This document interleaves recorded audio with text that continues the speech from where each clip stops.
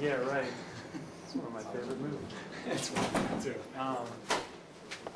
Well, I think we'll get started since we're about at capacity, if not beyond it. Thanks a lot for coming. I felt like the redheaded stepchild back here in room 473. I figured nobody would come find us, but I'm glad to see so many people in the room. Glad to see a lot of Windows laptops out there among the Macs, so I'm not preaching to the choir necessarily. I'm Doug Edmonds. I'm the Assistant Dean for IT at Carolina Law. I joined the law school in January of 2007 after 10 years being with the School of Education at UNC. So I've been on campus for a number of years.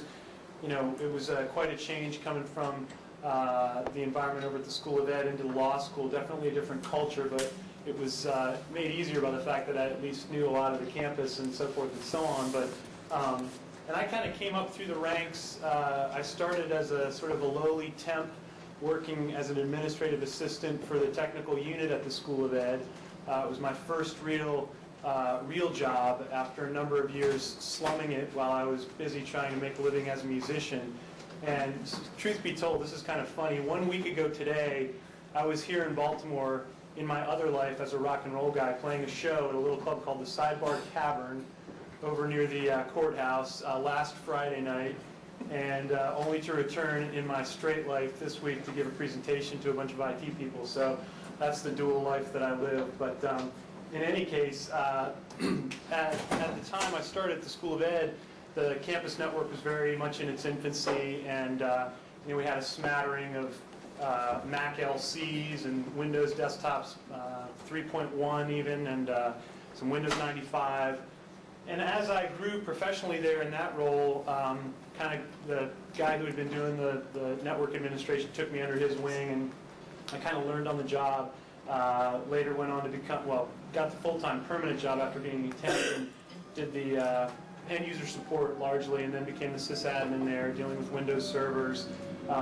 We did have a Mac server, but it didn't do a whole lot. And then, but again, being at the School of Education and public education still being one of those sort of last domains, even in Apple's down years in the early to mid 90s, there still was a fair number of Mac users. There were a fair number of Mac users there, and we maintained a Macintosh lab, and we saw it go from System 8.1 to 9, and then when OS 10 came out, it really started to revolutionize the way that we were able to integrate.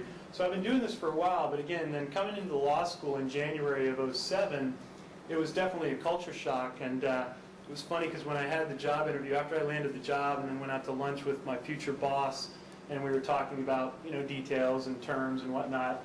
Not a whole lot of negotiation that goes on at a state job, but thought I'd see what I could get. I said to her, well, in terms of computer, I mean, can I get a Mac? And she said, oh yeah, I mean, if you're the dean of IT, you can get whatever you want.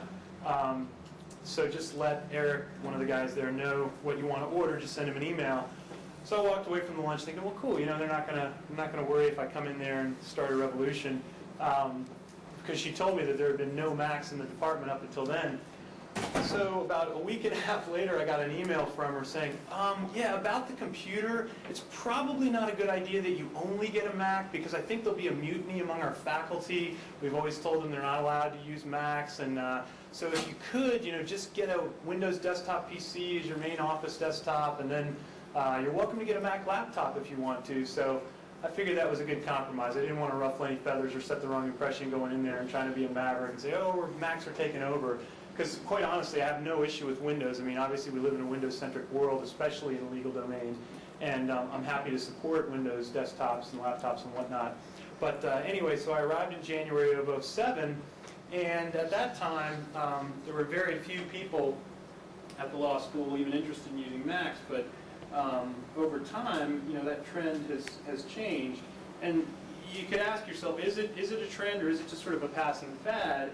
But the numbers don't lie. And when I got there, the class that was going to be graduating in 2007, we do an annual survey. I have to credit Steve Melmoth, who's not in the room, but he's here from the Carolina Law Library. And they've been doing a survey for a few years now on the number of that they give out to the 1Ls. And ask just a number of questions. What's your operating system? What application software are you familiar with? Are you familiar with various LMSs, Blackboard and whatnot? And out of that survey, we've been able to see sort of this increasing number. So you see here, there were less than 20% of the graduating class last year were Mac users. Compare that to the 1L class coming in. We were kind of shocked to find out that it was right around 30% when we did the survey in the last fall. But since then, even more students have purchased Macs mid-year. We had a lot more people taking exams in the spring with Macs than we even saw in the fall. So that's the student side of the equation. In terms of faculty, before I arrived, there was really only one faculty member who even dabbled with the Mac at work. I mean, there were a few that had them at home, but one of our, I guess she was an adjunct professor, kind of had a dual role as director of the intellectual property initiative and had a dual appointment with the academic affairs library. So the laptop she had actually not been issued by the law school at all. It belonged to the academic affairs library, but she became sort of my Mac buddy when I got in the door and she found out that I was a Mac user. So compare that to the spring of 2008. Now I don't want this little bullet to be misleading. When I say faculty using Macs, back in March we were lucky enough to get some rare one-time money from the state of North Carolina, which doesn't often happen, but our dean carved out a huge chunk of that for professional development funds for our faculty. And he offered to them, he said, this is one-time money, you can use it to buy a laptop if you'd like to get a laptop. And so I prepared some documentation for him and our Associate Dean of Academic Affairs. And on Carolina's campus, we have a sole vendor contract with Lenovo. There's a program called the CCI program. It's the Carolina Computing Initiative. It's largely geared towards the undergrads so that when they come in, they can purchase a laptop, they have on-campus support and all the benefits of that. But there's no Apple option. It's just really Lenovo and Windows laptops or desktops.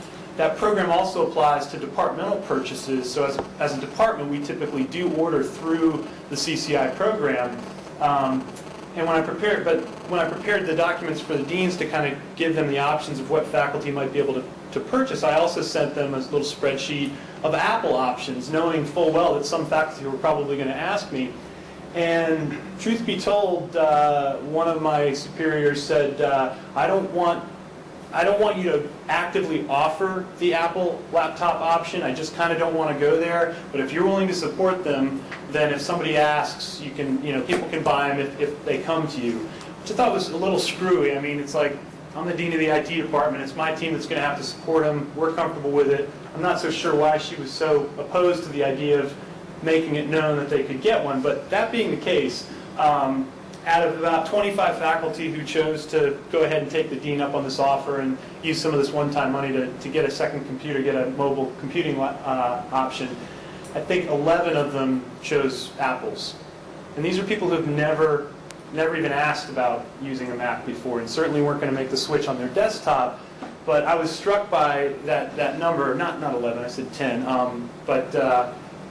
And so out of that group of faculty who chose to get a laptop, I was really struck by how many of them wanted to make that leap. Some of them were very enthusiastic and said, oh yeah, I use a Mac at home, I'm glad you guys are going to support them now. Others were totally new to it and had just sort of heard through the grapevine. And that's one thing that my staff told me. I mean, Erin is out here, she's one of the folks that I work with, and she said, she and my other colleagues said, Doug, if you do this, you're going to open the floodgates. I mean, if you let one person have them, faculty talk to each other and they're going to get excited about it. And that certainly has happened, but again, I want to be clear that we're not replacing the standard issue desktop computer with a Mac. We're just allowing faculty to start using Mac laptops at work and at home, obviously. Staff is less of a problem. I mean, there were no staff that I knew of pre-2007 using Macs, and then as of this spring, it's really just myself. And I pretty much use my Mac laptop in the office almost all the time, more so than I have a Windows desktop, but I rarely use it. And then our Director of Communications and our new Assistant Dean for Communications recently got Macs. In fact, our Director of Communications, Matt Marvin, was lucky enough to get a 24-inch iMac, and his office sits adjacent to our Career Services office, and he's the envy of everyone in the law school now. People just walk by and sort of stand there with their jaw on the floor drooling over his beautiful new iMac. And it's funny to see people's reaction to Apples, and I think that's part of the weird appeal of them somehow, is that there's this sort of visceral kind of a reaction to them, and you know, that's neither here nor there in terms of us supporting them, but it's funny to see the influence they have on folks when they're walking by the room. So, you know, we've all seen the ads. I mean, why the Mac? Well, the old tried and tested arguments, you know, I think are valid ones, really. I mean, the ease of use has been something that Apple's always been famous for. Even for a faculty member who's maybe adverse to technology or using technology. With students, it's not really an issue because they step up to it so quickly. But ease of use is definitely part of the equation.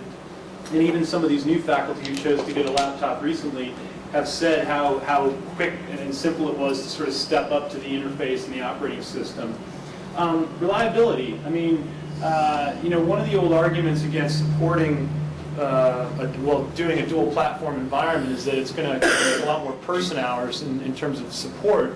And I've really never found that to be the case. I mean, in all my years at the School of Education, where we were a much more mixed environment, we had far fewer person hours spent on supporting the Macs than we did the Windows machines. They just don't break as often. They're not as prone to spyware, malware, viruses. I mean, I know that the chatter among some sort of Mac opponents, if you would, as well, the more Macs become predominant in the workplace, the more the hackers are going to start writing their code to, you know, to compromise them. And that may be the case, but we really don't see the kind of issues with malware and spyware on Macs that you do on Windows machines, and they're just very reliable. Quality control, I mean, with Apple being the sole vendor, they really generally do really good quality control. I mean, I'm not going to lie, they've had their issues like any vendor, problems with wireless cards or, you know, with software updates, and I'll touch on a few of the ones that have been very vexing to those of us who've been using Macs for a while. With Leopard, actually, there have been some things about Mac integration in Windows environments that went backwards, which was very frustrating because when I first submitted this proposal, I was still running Tiger, which is the previous Apple operating system, OS 10.4, and it was rock solid. I mean, I never had trouble with it. You could mount, you know, network shares off a Windows server quite easily, and although we didn't do a lot of it at the law school, you could pretty well integrate into an Active Directory domain under Tiger. Under Leopard, a lot of that broke. And I actually was reluctant to upgrade to Leopard for a while, and just did so not too long ago, only to discover some of these sort of little bugs and annoyances. And so I'm not going to be, you know, I'm not going to lie to you about that. Apple has issues just like any other vendor, but generally speaking, the quality control is really good, and you don't have a lot of, especially hardware issues to contend with.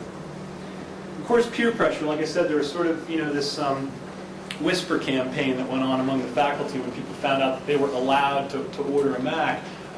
Students, definitely that affects, I think. You know, you see more and more students in the classrooms and lectures. You know, when you look at across the room and a third of the people have Macs, there's just that appeal. People talk to each other in the halls, and so that's definitely a factor. And let's face it, they're sexy. I mean, it's so funny. One of my professors who got the MacBook Air, I see one of them out there, she was so excited when it came into my office and was just sitting in the box, like just to see the reaction again of these people. They're just, I've never seen somebody react that way when they get a ThinkPad or when they get a Dell. And, you know, the people get excited about them, and, I mean, again, that's neither here nor there in terms of whether we should embrace them, you know, as tech support people in law schools, but it's part of their appeal, so it's undeniable. So I'm going to kind of break this down into two segments. Really, I saw that, you know, there's the afternoon session here that's talking largely about students and how they've been adopting more and more Macs. I am going to talk about students, but I'm also going to touch on the faculty piece as well. So these are the main issues that we've got to deal with in terms of students. And just to back up a step, you know, when I arrived last year and talking to my staff and kind of getting acclimated to the place, I came to know that we had traditionally not done a lot of support, hands-on support for students, other than just basic things like if they had a laptop compromised with spyware or a virus, we would try to troubleshoot that. We would often play around and help them set up their wireless access, but we didn't do as much support of students as faculty and staff. And again, there's a main campus help desk at UNC Chapel Hill, and because they're a certified warranty repair shop for Lenovo, and a lot of students did have Lenovo's laptops, that was something that we usually shuffle off to the main campus help desk. Not to say that Aaron and my colleagues and I didn't do student support, but I think in the past year we've sort of ramped up that effort and tried to reach out more to students. And part of our success in doing that was our willingness to, rather than run screaming from the whole Mac situation, sort of embrace it and say, hey, we're here to help. There's no reason you shouldn't be able to use it. As new students would come to me mid-semester and say, hey, Dean Edmonds or Doug, is it okay? I'm thinking about getting a new laptop. My 3-year-old Dell is about to die. Is it okay to get a Mac? Again, I wouldn't, proselytize and say, oh, you have to get a Mac, but I would let them know that if they got a Mac, they would be comfortable and they would get the same level of support that the students carrying Windows machines would. So that really helped. Wireless access is definitely one of the big ones that they come to us for. It's a little bit different on a Mac, but pretty straightforward in terms of the setup. Again, they changed it a little bit in between Tiger and Leopard. The way that you configure your wireless connectivity is slightly different. I don't want to get too far into that because it's not that critical, but under Tiger there was an Internet Connect application which you had to mess with sometimes with the wireless, and then there was a network control panel or in the system preferences, and sometimes it would get a little confusing. So within Leopard they've combined all those into one system preference, the network control panel, if you would. And it's generally more easy to manage. I will say again, though, that with our environment, our campus wireless SSID, we have a single SSID for the entire campus, and not unique to the law school, so that people can roam all over. And you've got to basically just register your MAC address in order to get on the campus network, and it's web. There's a web password to get on. Prior to before Leopard came out, they never were broadcasting that SSID. It was not broadcast, and so you had to know what the SID was. You'd have to enter it in, whether it was Windows or a Mac, and then do the password, and you were generally good to go from that point on. When Leopard came out, there was a lot of gnashing of teeth and tearing out of hair because people with Macs all over campus, not just students but faculty and staff as well, were often getting disconnected randomly from the network. After a lot of going back and forth and blaming Apple and blaming our network guys, they ultimately decided that one step towards improving that would be to broadcast the SSID. So I don't know what your environments are like if you're broadcasting your wireless SID, but once they started broadcasting the UNC One Zone, it really seemed to help a lot. I will say, though, that with Leopard, I've still seen issue where you put the laptop to sleep and then wake it back up, it won't find the network again. It'll basically prompt you again for the password, which is really kind of bothersome. I don't know if it improved any in Apple 10.5.3. They issued an update about a month or two ago, I want to say, and with 10.5.3 it seems to have become a little bit more stable, but that's one issue you may run into in supporting students. If I had one guy from January to February who was just really frustrated that every time he'd change classes and go to another room, he'd close his laptop lid, open it up in the next room, he would have to re-enter the password for the UNC One Zone. Not a huge hassle, but still kind of a little bit of a headache. Microsoft Office obviously is one of the basic core application packages that students rely on for taking notes and word processing. There are obviously other options, Open Office and things like that, but we have a campus site license for Microsoft products, and so the students can buy a copy of Office for Mac. I think the media is actually free, or it's $25, maybe $25. In any case, it's pretty affordable, and so most of them will just do that. One thing to be aware of is, Microsoft recently issued Office 2008 for the Mac, which is fully compatible with Windows Office 2007. And as you know, or probably know, the default file format in Office 2007 now is this .docx, this new Microsoft file format instead of .doc in Word. Same thing with Excel and whatnot. But and so Office 2008 was fully compatible with that. However, and here's again a criticism that I will mention, on May 15th, I remember the day, it was right as I was setting up all these new faculty laptops and installing Office 2008, they issued Service Pack 1 for Mac Office 2008. That Service Pack broke some very basic functionality in Word and on other apps. The primary one being when you double-click a file, it won't open. it would open a blank document template instead. It's a known bug. It's not Apple's problem, it's Microsoft's problem, so we're waiting for that bug to get worked out. As far as I know, it's still not been fixed.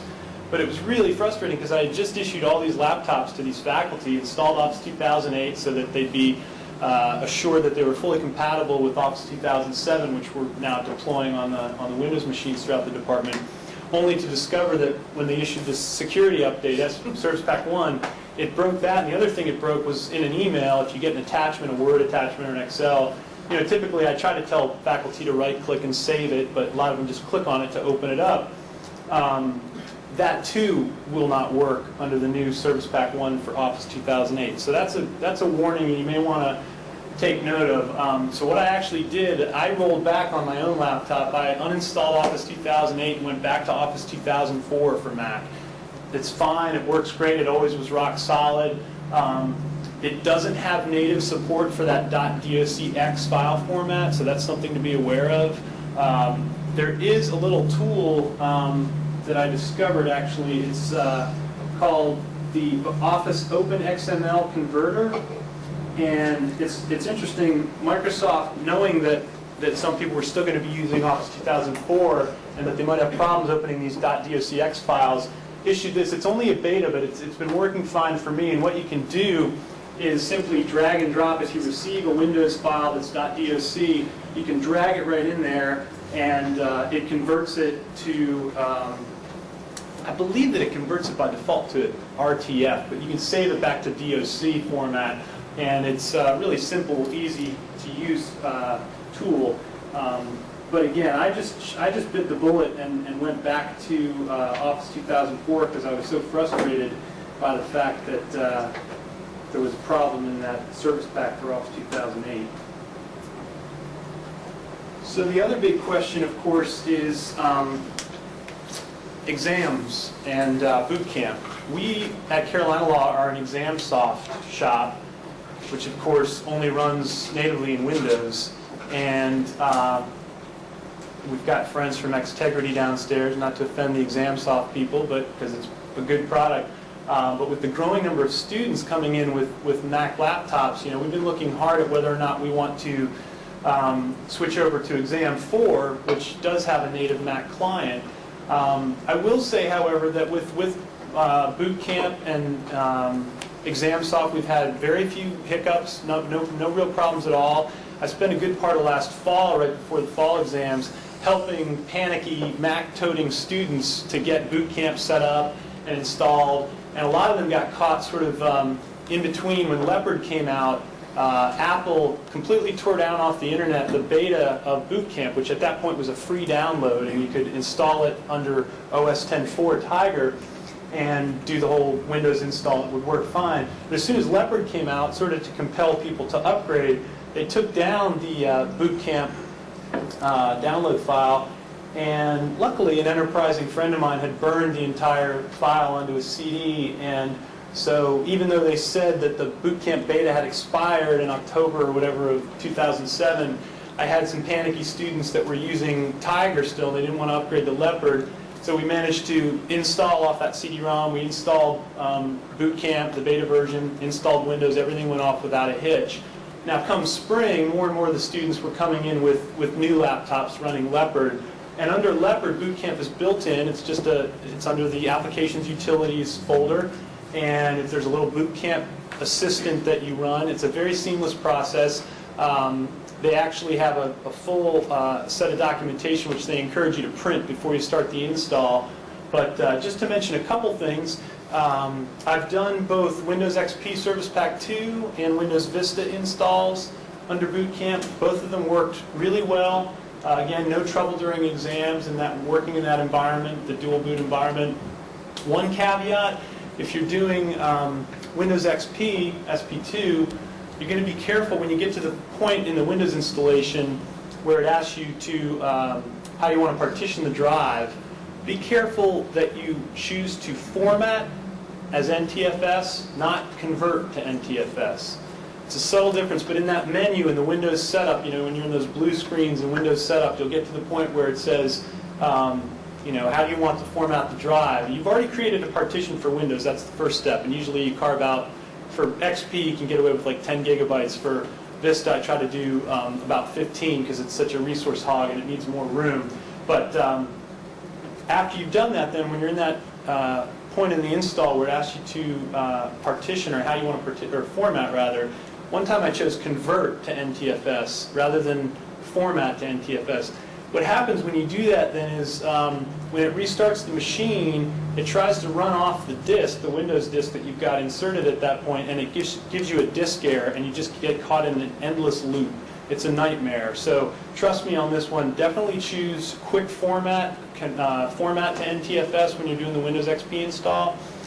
With Vista, it was actually surprisingly simple and actually faster than doing a Windows XP SP2 install under Bootcamp. Just pop in the Vista CD, you walk through the install. The GUI interface is a little bit cleaner actually, and it kind of walks you through the paces.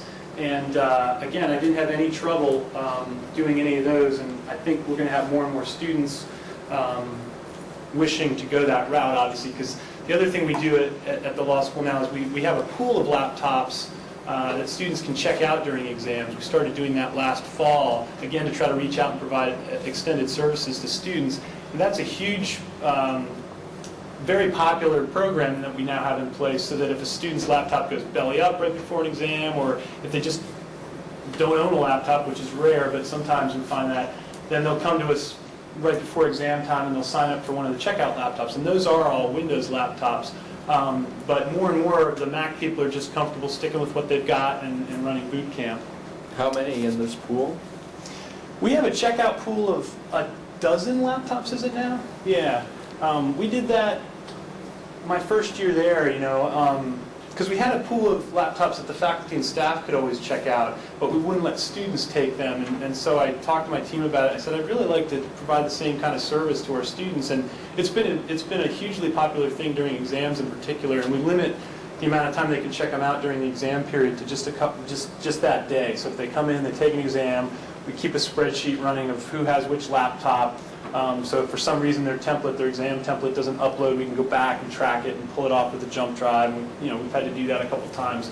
But the students love it. They really appreciate the ability to do that. We're actually adding a MacBook to that pool so that year-round students can check them out as well for up to 3 days if they're just doing work or taking notes.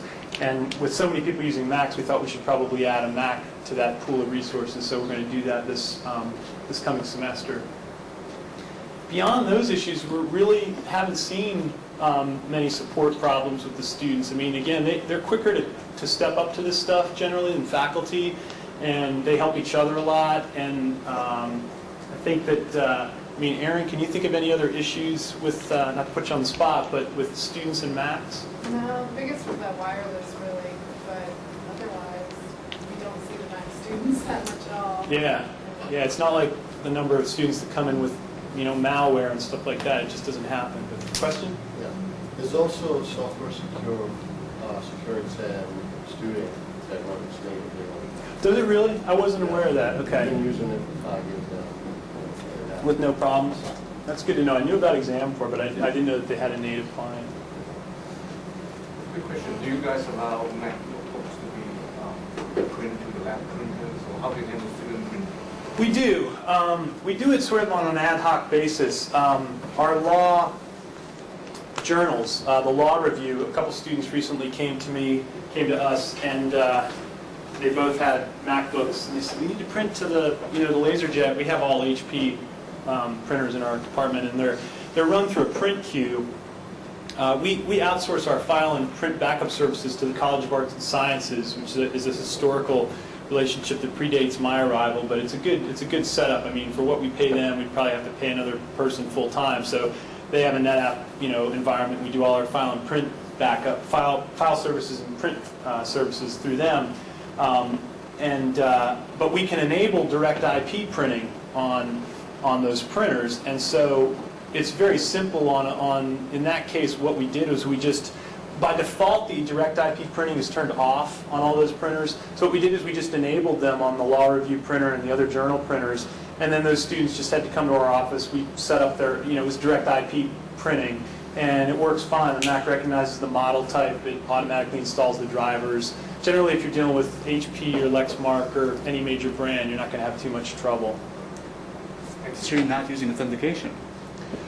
For the printers? Yes. No, no. I mean, it's a trusted environment in that respect. I mean, for the number of students, we don't let them do it en masse. There's a setup in the law school and across campus where computer labs that are run by Central IT have pay-to-print stations. There's Pharos pay-to-print set up, and there is a Mac client. There's a Mac Pharos client, but the trouble is you have to know the exact name of the print queue in order to swipe your card and print using the Pharos client on the Mac. And the way they've got all the labs set up on campus is that a student can send a job to using this software that they customized, and it'll go to all the queues on campus. So whichever lab they're near, they can just go to that lab, swipe their card, and they'll see their job. Unfortunately, with Macs, there's no way to do that because the software that they customized was only built for Windows XP and Vista. So we're trying to work out a solution. I think that's something that's going to be a project for the next year. We're setting up 2 additional pay-to-print stations in the law school that we're going to manage ourselves and aren't going to be maintained by Central ITS. So they'll have unique printer queue names, and we may at that point be able to engineer it so that we build the Pharos client for Mac so that they, it keeps track of their jobs. But again, that's a pay-to-print situation, so it's a little bit different. Another question? What's your suggestion for getting an intensely Windows-centric support staff who's very busy, ready to support Mac? Good question. I was going to touch on that later on, but I might as well just mention it now. Next month, actually, Aaron and one of our other staff at the law school are going over to Winston-Salem, which is about an hour and a half down the road from Chapel Hill, to a computer tree training center. Computertree.com is the website. It's in my last slide, but they're a certified Apple partner, and they offer sort of boot camp kind of training, not that boot camp, but like basic Mac support 101. And they have a Tiger class, a Leopard class, and they're going to the Mac OS 10.5 Leopard Essentials. It's 101 is the name of the course. And they have training centers all over the country, though, so you should go to computertree.com and check out the availability of courses in your area. It's $1,500 for a 3-day course, which it's about a standard rate for those kind of training courses. I mean, more expensive than some, but we felt like it was a worthy investment, professional development investment, so that our internal staff had all that more comfort level. I mean, Erin's pretty well versed. She uses a Mac and she's pretty cozy with it. But a couple of my other staff were definitely kind of like, I don't know about doing this, and we have more and more. They were nervous about it, and so training is definitely something that you want to consider. How about support for them on the desktop? Do they have a machine they can use, or they each have a machine? That laptop that Aaron has is one that was part of our IT department just for testing and playing around with when Bootcamp first came out. And then we've got this other MacBook that we're going to add to the student checkout pool. So they've got resources at their disposal if they wish to experiment. I'm certainly not going to run out and buy a Mac for every one of my IT staff, although they probably wouldn't mind that. But Erin's got hers, and so I've got mine, and then we've got that third one for them to kind of play with as need be. I'm going to move ahead to the bigger question, which I don't know that they're going to talk about as much in this afternoon session, and that's faculty, and that's really sort of the dicier proposition when you start letting faculty use Macs. As I said before, even as much of a fan of the platform as I am, I'm not to the point where I want to start letting faculty use an Apple as their primary machine. And there are a number of reasons for that. Again, we're in an Active Directory domain. We do all our file and print services through a Windows server that's managed by the College of Arts and Sciences. And one of the things that I'll show you here, and I demo a couple things, is mounting SMB shares, Samba shares, or Windows file shares. And it's fairly easy to do, but on a regular basis, I'd be a little bit nervous about people using the Mac as their primary computer without some third-party utilities. There is a piece of software that I'm going to talk about a little bit, which provides full-blown Mac Windows integration on Windows file servers. It's called Easy IP. I don't know, has anybody ever heard of that solution? It's by Group Logic, and it's actually something that I'm not terribly familiar with, but our School of Mass Journalism and Mass Comm uses it because they have a lot of faculty that use Macs, and then of course they've got a lot of Windows users. So on their Windows file servers, they run this Easy IP, which allows true AFP, which is Apple File Protocol. It allows people to reach their shares and copy files and move them back and forth without, sometimes when you copy Windows or Apple files up to a Windows server, it'll append some characters in the front. You get all these ghost files, and people worry about name characters and or naming conventions and stuff with the file names and so forth and so on. So there are enough issues that I don't want to make it the primary computer, but you know, if things keep moving the way they are, I know there's going to come a day when a faculty member comes to me or a new faculty member shows up upon the doorstep and says, "Hey, can I get an iMac? I don't need a Windows machine." So we'll cross that bridge when we get there. But so far, we've just been letting them get laptops as a secondary mobile computer. Wireless connectivity, like with the students, is one of the issues. I mean, since they are using laptops, you know, they're going home and setting it up on their home network, and I got a lot of questions about that when I first started handing out these new MacBooks in the last couple months. I haven't had a single person have a problem with getting on their home network. And these are faculty that, you know, you start talking to them about D-Link and Linksys and what's your web passphrase, and they glaze over and they panic, you know. So generally speaking, it's been pretty smooth in terms of them getting set up at home. And then again, back on our campus network, ever since they started broadcasting that SSID, we haven't had as much trouble. You know, you register the hardware address the first time on our campus, and then you set up the configuration one time and tell it to remember all networks, and boom, you're good to go. And roaming is pretty easy too. Remote desktop to the primary work PC. This is the silver bullet. This is the one that, you know, our faculty rely so heavily on remote access when they're traveling, when they're at home, but also when they're traveling at conferences and on the road and whatnot. They constantly remote into their office machine, and that's another reason why having a Windows machine with their mounted file shares, their network share, their home drive, if you would, having that machine in their office is advantageous. So, you know, as you know, Remote Desktop Client, Microsoft Remote RDC is the common tool to do that, at least for us, and it works great. Some of our faculty actually use the web version of that. The College of Arts and Sciences, with whom we contract, has a web portal that you can go to, and they just log in there. They type in their host name and their password and hit connect. Unfortunately, that only works in the Internet Explorer browser, so for our Mac people, that wasn't an option going through the browser because they don't make IE for the Mac anymore. And so at first we were using Microsoft's Remote Desktop Client for Mac. And here again, you know, I feel like we've taken a step backwards in the last 6 months. Previously, the Remote Desktop Client for Mac worked fine. It looked and felt exactly like the one for Windows. They came out with version 2.0 not long ago. I think I'm actually going to show you this because it bugs the heck out of me. Let me kill this. So, you know, you've got Remote Desktop connection. Looks a lot the same. Has the same kind of preferences. You can set up, you know, full screen mode. You can tell what the resolution is going to be, and tell what kind of keyboard combinations you're going to apply to the remote machine. It's pretty much all the same settings that you have for the Windows version of the client. However, when you try to connect, first you get prompted with this, which is just you can ignore, but that confuses our faculty because they're used to just going into a web browser or using the RDC for Windows. So if I ignore that and hit OK, then it tells you this. And this may even be true of the new version on Windows. I don't know. Maybe you guys... Both of those are okay. So yeah, so you get that, and you know, this is one of those sort of, let's let everybody upgrade to Vista, because if your computer's running any previous operating system, there may be a security problem. You know, and then at that point, when you hit connect, they get prompted with the normal Windows. So, you know, not insurmountable kind of challenges, but just to your average faculty member who might have been more used to going through a web browser and not using the RDC client, it's kind of a hassle. So as an alternative, I found this great open source tool called Cord. I guess that's how they pronounce it. It's cord.sourceforge.net is where you can get it. And I'll demo it right now. And what I did for all my faculty was I just put an icon on their desktop, and rather than calling it Cord, I made an alias, and called it remote access, put it right there on the desktop of their MacBook so that they knew that's all they had to do was click on that.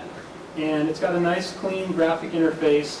What you can do is, they refer to all the remote machines as servers, which is a little disconcerting at first, but basically it just means any remote machine. And rather than having to jump through all those other hoops, after you've set up the properties of your machine, you simply connect, and voila. And this is, in fact, my office desktop back in Chapel Hill. And if I clear that, voila. So it's, and you get all the same functionality out of this client that you do the others, so that you do the Microsoft product. But it's just it's a cleaner interface, and the faculty that I've rolled this out to have been really appreciative of the fact that since they're not able to go through Internet Explorer anymore and do it through a web browser, they're still able to seamlessly connect to their Office desktops, and then by doing so, that means they automatically have access to their H and G drives. Our H drives are our home drives on the network, and the G drives are group drives. As an alternative to that, for the braver among our faculty, I have told them how they can do direct mounting of their file shares. There are a couple different approaches to doing this, and this is where it gets, there's always 6 ways to get from point A to point B. The first would be from the Finder, which is your desktop. You go to the Go menu and just hit Connect to Server, and you get this menu. You can save favorites, and what I've got here in that top box is actually what would end up being my G drive. It's the group share. But the one that I typically mount there is the one that says Edmonds. So it's on the Arts and Sciences file server and the College of Arts and Sciences domain. Again, we're using their domain. And you use the CIFS protocol, which is Common Internet File Sharing, I guess is what it stands for. It's just sort of an adaptation of Samba. And so you can connect that way. And when you do that, it'll just mount the drive, and then when you'll see it in the left-hand menu under your hard drive. I'll show you in a second here.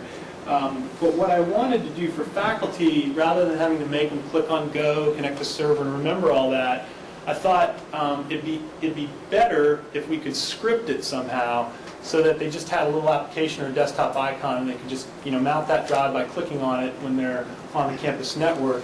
So through AppleScript, which is a really pretty easy scripting language. I don't claim to know it that well, but like any scripting language, you can go out on the internet and find tons of code snippets and basically adapt it as you need to. I just wrote a little Apple script and called it Mount H Drive, and everything works if I'm still connected to my VPN. Do this, and the user will get prompted for his or her network domain password. My domain name is just my last name, Edmonds. Click on Registered User, type that in, boom. So it looks like nothing has happened, but then if you explore your hard drive, now I've got that ASFiler1 here, and when I click on Law, it's my personal file. It's a folder, rather, directory. So there's my Edmonds directory. And I can drag and drop, copy files, do whatever I want to, double click them to open them in Word or whatever application, and it works like a charm. The trouble comes in, again, since we're talking about laptops. On a desktop, you could do this and almost have like a permanently mounted share. It wouldn't be a big issue. Trouble comes in with laptops. People closing that lid, walking home, opening up the lid, and then they're not connected to that same network. And so you get a beach ball, which is the equivalent of the Windows hourglass. You get the spinning beach ball icon, and it takes a while, and then it'll say, disconnect to Edmonds. And again, we're talking about faculty here. I don't want to make their lives any more difficult, and I don't want them to come screaming back at me like, why'd you tell me to get a Mac?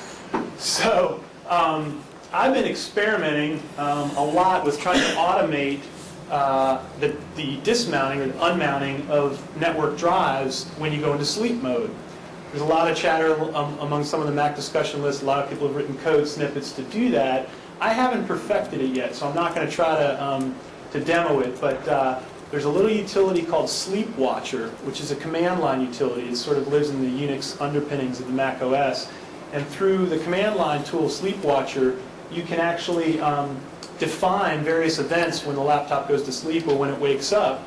And through that, just by adding a little bit of code, you can tell it, if I go to sleep, dismount any network shares. That way, if the user closes their lid at the office and then goes home and opens it up, they're not going to get that spinning beach ball and they're not going to be disconcerted by it. In order to do this from off campus, mind you, they would have to be connected through our VPN. We have a VPN, Cisco VPN network on campus. So I've actually, in order to demo all this stuff and have it work properly, I'm actually connected right now. So the Cisco VPN client works really well on a Mac. There's a great Mac native client. So I'm connected into the campus so that it appears that I've got a 152.2 address.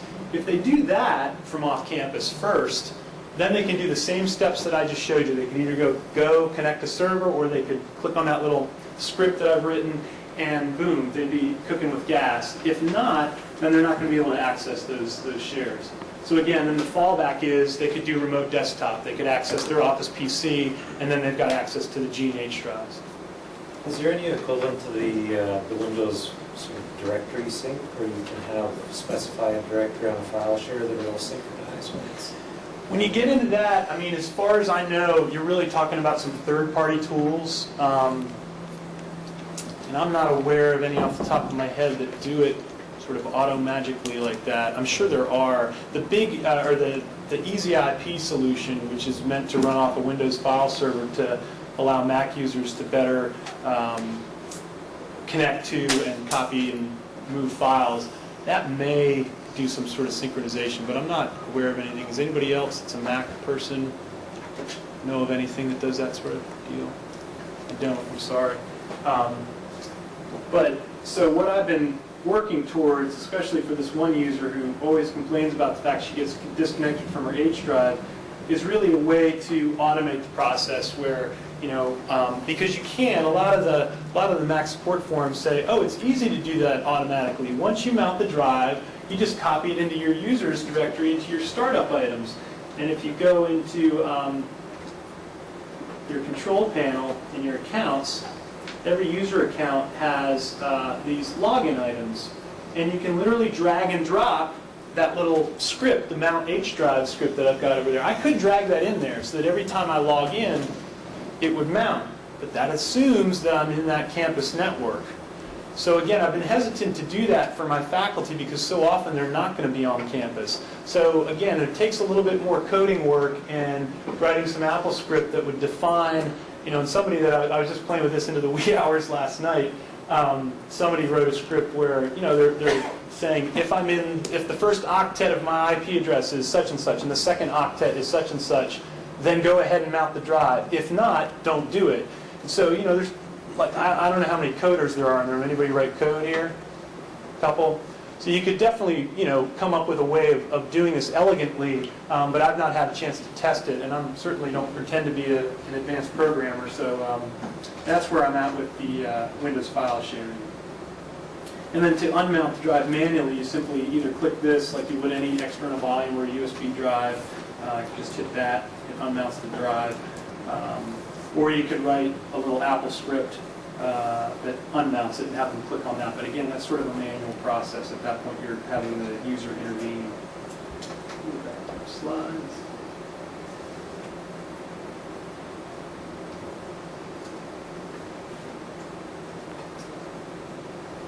So I've covered the remote desktop and the remote shares on the network. Active Directory integration.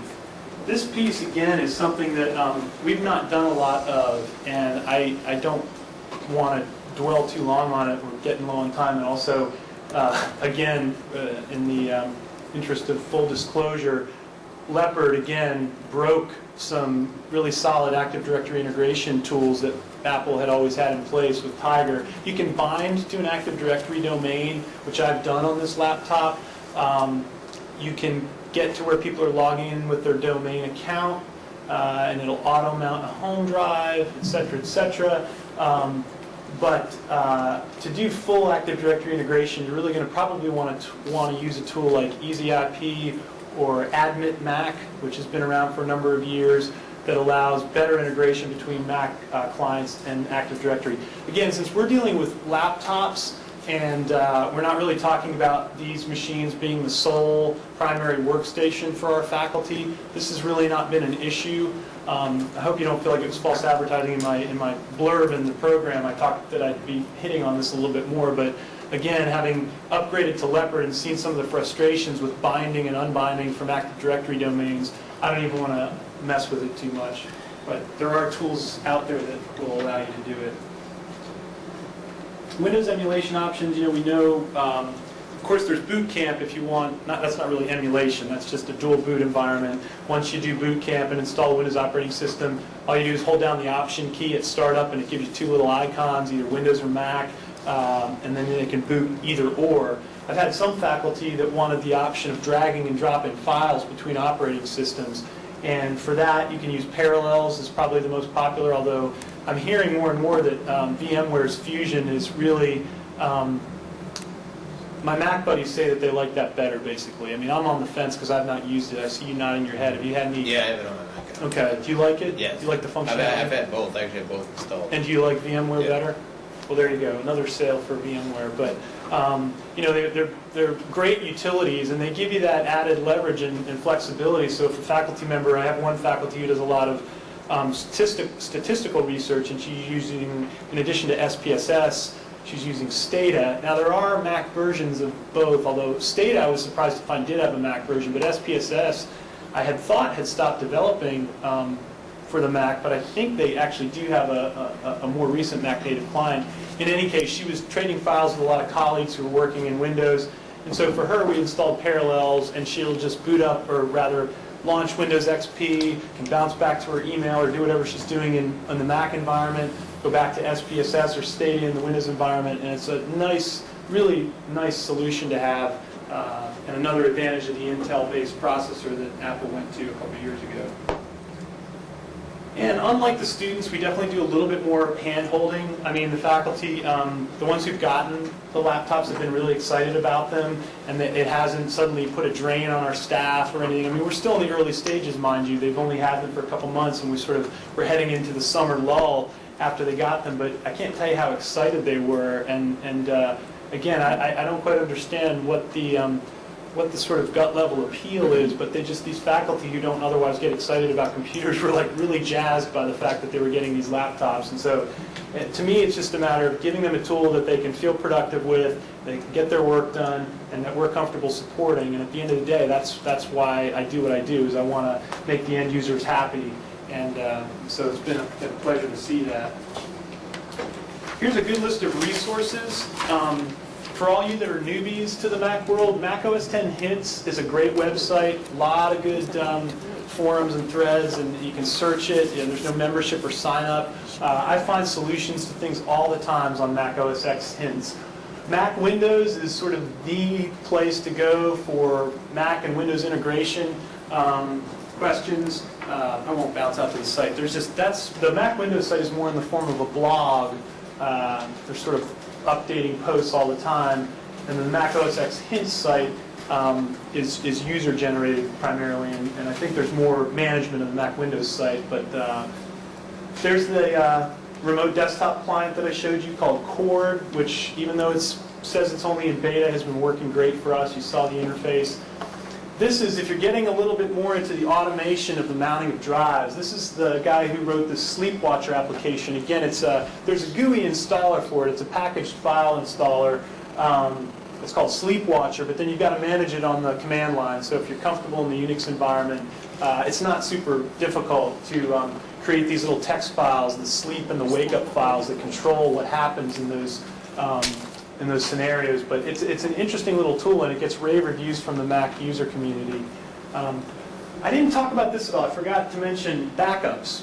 With OS X Leopard, of course, they've got this new technology called Time Machine, which has been the toast of the town. It allows you to incrementally back up your entire hard drive to a remote drive, an external drive, typically FireWire, but USB is fine. They even sell an Apple wireless airport/time machine backup drive, and you can do it wirelessly now. You can do your time machine backups to that device. But in addition to Time Machine, Super Duper is a fantastic product. It's you can get a free version of it that's fully functional, but doesn't have it's not fully functional. You can't do scheduled backups and things like that. But you can go to SurePocket.com. They make a few other Mac utility products, but Super Duper is outstanding. I actually use it on our Xserve, our Apple server. to back up the entire file system and make a bootable clone of the boot drive. And that's what I did on my Mac laptop before I upgraded to Leopard. Simply ran super duper. It's a really simple and clean interface. Allows you to make a bootable clone. Every single file gets copied. All the file permissions, all the Mac-centric kind of file permissions and bits in the file are maintained. The integrity of those are maintained. And it's just a great product, so I can't recommend that enough. I think if you end up buying the full-blown version, it's $29. Highly recommended as an addition to the Time Machine tool. Group Logic, these are the folks that make that Extreme ZIP. They usually refer to it as EasyIP. That's full-blown Windows file and print sharing solution. It's got to be run off a Windows server. And then computertree.com is the Mac training site that I mentioned. Here's my contact info. If any of y'all have any follow-up questions or just are curious, think of something after the fact, be happy to try to answer them. It'll be interesting to see what's mentioned in this afternoon session that the folks are going to be doing on student Mac support. But overall, it's been a really positive thing. It's not really drained our resources at all, and everybody seems to be really pleased that we're now offering it. So, any other questions? Yeah. Do you do any hardware support for Macs, like replacing drives? We haven't had to. We'll install a memory chip if somebody gets extra memory. It's not hard to do. But generally speaking, we haven't really had to deal with it. Something we occasionally deal with. We probably wouldn't. I mean, if an enterprising student who was smart enough or eager enough to install their own hard drive, I mean, you mentioned you did that on your own laptop. If a student came to me and said, "Oh, could you help me with this?" I'd probably be like, "Go to the Apple store, just talk to an Apple expert." But we try to help as much as possible with software. How do you handle Active Directory GPOs on Mac? I think Admit Mac is the way to go with that. Again, I have not used that product before, and since these are mobile computers and they're not primary desktops, I've not messed with that a lot. But I think Admit Mac allows better integration with group policy objects and flowing down to the level of the Mac. Anybody else? Well, thank you all for listening. I appreciate it.